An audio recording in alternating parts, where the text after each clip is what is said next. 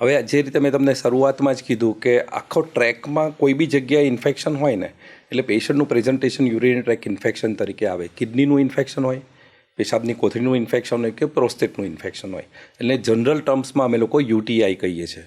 એટલે યુરિનરી ટ્રેકનું infection, that is UTI. બરાબર, રાઈટ. હવે યુરિનરી ટ્રેક ઇન્ફેક્શનના સિમ્ટમ્સની અંદર મોસ્ટ કોમન સિમ્ટમ એ છે કે ફ્રીક્વન્સી ઓફ યુરિન, વારે ઘડીએ બાથરૂમ જવું પડે, રાત્રે વારે ઘડીએ જવું પડે, પેશાબ કરવામાં તકલીફ પડે, થોડું પેઇન થાય અને ડિસ્યુરિયા કહેવાય. એટલે પેશાબ કરવા જાઓ ત્યારે માણસને દુખાવો થઈ શકે.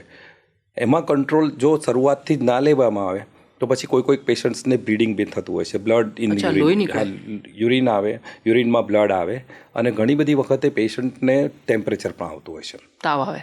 અને જો હજી પણ ટ્રીટમેન્ટ ના કરો તો પછી એ ઇન્ફેક્શન બોડીમાં બીજી કોઈ જગ્યાએ સ્પ્રેડ થાય તો કદાચ એના કોન્સિક્વન્સીસ બહુ ખરાબ છે. બરાબર છે. અને કોઈક વખતે બહુ રેરલી પેશન્ટને યુરિન જ બંધ થઈ જાય, યુરિન બંધ થઈ જાય એટલે ડૉક્ટર પાસે આવે. So this are the general presentation of urine track infection.